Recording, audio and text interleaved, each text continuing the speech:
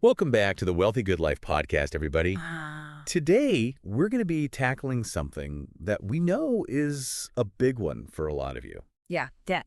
Debt. It's that thing that can hang over your head, right? It could feel like you're kind of stuck, but But it doesn't have to be that way. it doesn't have to be that way, not at all. And we're going to talk about two really powerful strategies that you can use. They're popular for a reason, Mm-hmm. to help you get out of debt faster Yeah. and really start building that wealthy good life. Yeah, and it's not just about, becoming debt-free. It's also about like the mental shift, the feeling of control you get when you have a clear plan and you're making progress. Totally. So we're going to be looking at two specific methods, like I said. Mhm. Those are the debt avalanche and the debt snowball. Yep, both really effective, but they work in slightly different ways, so we're going to break it all down for you. Yeah. We'll look at how they each work, the steps involved. We'll talk about the pros and cons of each, and we'll even walk through some examples so you can really visualize how this would work in your own life. So let's start with the debt avalanche method. Okay, avalanche. What's the idea behind that? All right, so the debt avalanche method is all about being strategic. It's like you're looking at all your debts and you're saying, all right, which one is costing me the most in interest? Like which one's the biggest drain on my money? Exactly. So you're going to tackle that one first, that debt with the highest interest rate. Okay, makes sense. So I'm guessing the first step is figuring out exactly what I owe and what those interest rates are. You got it. Step one, you've got to get organized. Make a list of all your debts. We're talking credit cards, personal loans, student loans, everything. Write down the outstanding balance for each, and crucially, the annual percentage rate, the APR. That's your interest rate. Got it. So I've got my debt list. It's all laid out in front of me. What's next? Next, you need to prioritize. Put that list in order, starting with the debt that has the highest APR all the way down to the one with the lowest APR. So that high interest debt, that's public enemy number one, huh? You got it. Now, here's the thing. You still need to make at least the minimum payment on all your debts, every single one, to stay in good standing with your creditors. Right. Can't forget those minimums. Exactly. But here comes the avalanche part. You're going to take any extra money you have, anything beyond your necessary expenses and those minimum payments, and you're going to throw it all at that debt with the highest interest rate, that one at the top of your list. Okay, so I'm making my minimum payments on everything, but then any extra money I have is going straight towards knocking out that top debt. Exactly. Now, once you pay off that debt, you're going to roll that entire payment, the minimum plus the extra you were putting towards it, to the next debt on the list. Ah, I see. So it's like a snowball. But instead of growing in size, it's gathering force as it rolls downhill, Mm. taking out those debts one by one. Exactly. You're gaining momentum. And you keep repeating this process, targeting the debt with the highest interest rate until you are completely debt-free. All right, so the debt avalanche, it's a pretty aggressive strategy. It is. It's mathematically a very sound approach. Let's talk about the pros and cons, though. Yeah, let's get into that. What are the big advantages of using this avalanche method? Well, as we've been talking about, it really can save you a lot of money in the long run because you're focusing on the debt that's costing you the most in interest first.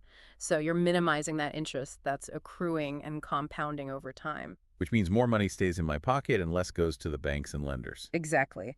Plus, by tackling the most expensive debt first, you also have the potential to become debt-free faster. Okay, less interest paid and potentially a faster route to being debt-free. Those are some pretty big wins. But I imagine there might be some downsides to consider as well. Well, one potential downside is that it might take a little longer to see the results of your efforts with that first debt, especially if it's a big one. You might not feel like you're making much progress at first, even though you are, because you're chipping away at that large balance. Right, you might not get that quick sense of victory from paying off an entire debt right away. Exactly. And that can be demotivating for some people. It definitely takes some discipline and consistency to stick with it when you're not seeing those early wins. Also, it's very focused on the numbers, the interest rates. It doesn't take into account the emotional side of things, like the satisfaction of seeing a debt, even a small one, completely gone. Okay, so it's a really strategic approach, but it might not be the best fit for everyone, personality-wise. Right. Okay, so let's make this a little bit more real. Can we walk through an example of how the debt avalanche would work, like in a real life scenario? Absolutely. So let's say you have three debts. The first is a credit card debt of $1,000 with a 26% APR. Oof, that's a high one.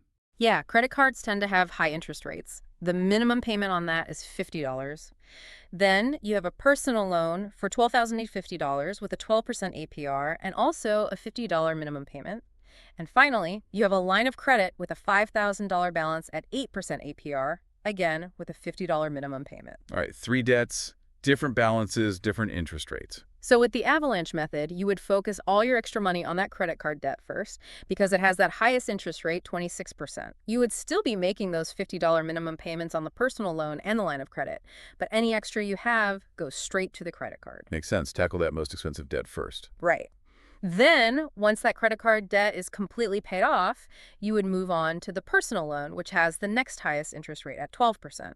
And now you're throwing all those extra funds plus the $50 you were paying on the credit card at the personal loan. I see. So my payment power is growing as I knock those debts out. Exactly. And then after the personal loan, you tackle the line of credit, that last one, at 8% APR. Okay, I think I'm getting the hang of the Avalanche.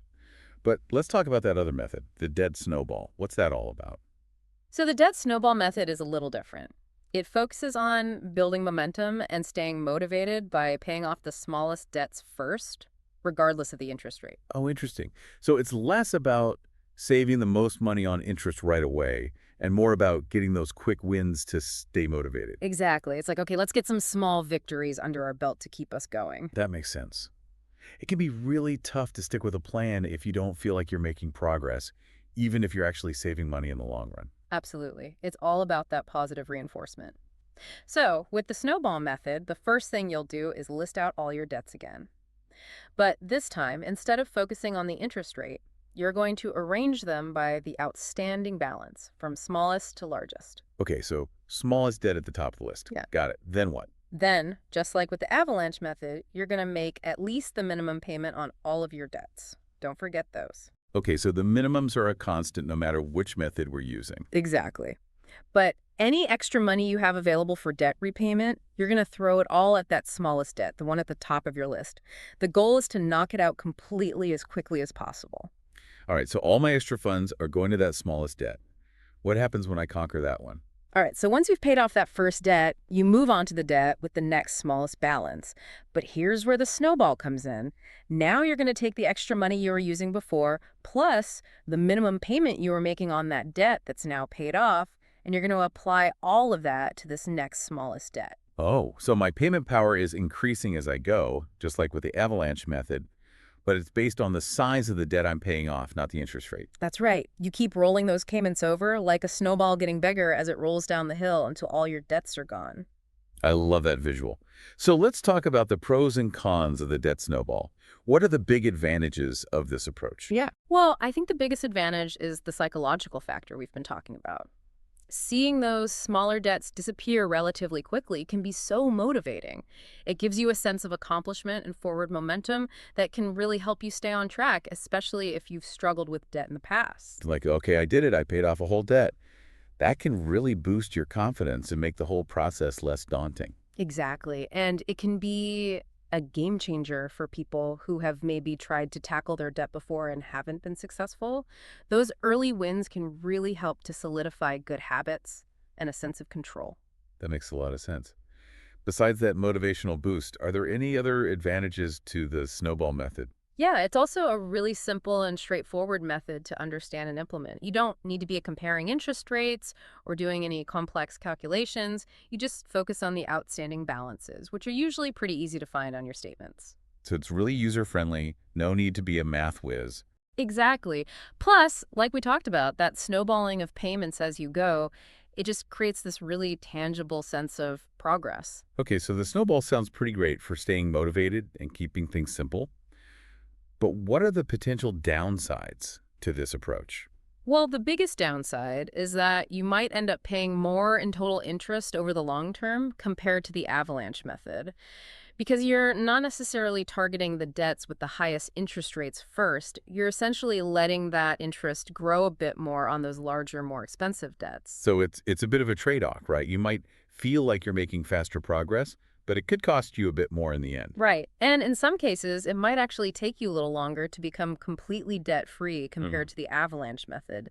Again, this is because you're not prioritizing those debts that are growing the fastest due to the high interest rates. Okay, so it's really about weighing your priorities. Do I want to prioritize that psychological motivation and those quick wins, or do I want to go for the most mathematically efficient route to save the most money on interest? Exactly. So let's go back to that example we used for the debt avalanche. Okay. How would the debt snowball method tackle those same three debts? Okay, so we've got the credit card with the $1,000 balance at 26% APR, the personal loan for $1,250 at 12% APR, and the line of credit with the $5,000 balance at 8% APR. With the snowball method, you would actually start with the same debt as the avalanche method, that credit card, but not because it has the highest interest rate. Right, because this time we're looking at the size of the balance, and that $1,000 is the smallest. Exactly. So you'd put all your extra funds towards paying off that credit card while still making those minimum payments on the other two. Okay, knock out that smallest balance first. Then what? Then you'd move on to the personal loan because it has the next smallest balance, $1,250. And just like before, you'd add the minimum payment from that paid off credit card to the extra funds you were already using, increasing your payment power. Okay, that snowball is rolling. Right. And finally, you'd finish with the line of credit, the largest balance at $5,000, applying all those extra funds and those previous minimum payments until it's gone. All right, so with the snowball method, it's credit card, then personal loan, then line of credit, focusing on those balances. That's right. Okay, this is great. We've really broken down these two methods, but how do you decide which one is right for you? That's the million-dollar question. It really depends on your individual situation and your personality. The avalanche method, like we said, will typically save you the most money on interest and could potentially lead to a faster debt-free date. So it's the more mathematically efficient approach. Exactly. But the snowball method is all about those psychological wins and keeping you motivated. If you need those quick wins to stay on track, the snowball might be the better choice. Right, because if you feel overwhelmed or discouraged, you're less likely to stick with any plan, no matter how good it is. Exactly. Think about your past experiences with financial goals. Have you struggled with consistency? Are you easily discouraged? Or are you very analytical and driven by logic and efficiency? So self-awareness is key. You need to know what works best for you. Absolutely. But regardless of which method you choose, are there any, general best practices for tackling debt that everyone should keep in mind? Yes, absolutely. No matter which method you choose, the key is consistency. You've got to make a plan and stick to it, month after month, until you reach your goal. So it's a marathon, not a sprint. Exactly. Also, don't forget to keep making at least the minimum payments on all of your debts, even the ones you're not focusing on. That's really important to avoid late fees and penalties. Right, you don't want to create more problems for yourself while you're trying to solve this one. Exactly. Another thing I highly recommend is building an emergency fund before you really start attacking your debt. Even a small one can make a big difference. Why is that? Well, if you have some money set aside for unexpected expenses, you're less likely to have to use credit cards or take on new debt if something comes up. It's like a safety net that can protect your progress. Right, it's all about preventing setbacks. Hmm. Okay, that's great advice. And is there anything else people should be aware of? Any other strategies they might consider? Yeah, one other thing to look into is debt consolidation. Basically, that's where you combine multiple debts into a single new loan, often with a lower interest rate or a more manageable repayment term. It can really simplify things and potentially save you money. Okay, so do your research, consider all your options, and find the strategy that works best for you. This has been a great discussion. We've covered a lot of ground today. For even more resources and tips on achieving your wealthy good life, don't forget to visit us at wealthygoodlife.com. Absolutely. The most important thing is to take action. Don't let debt hold you back. Choose a strategy, commit to it, and watch your progress unfold. I love that. Take action and commit. You got this. And we really want to hear from you. Which debt repayment strategy resonates with you the most? Head over to wealthygoodlife.com and let us know your thoughts in the comments. We're in this together, folks. Let's build those wealthy good lives.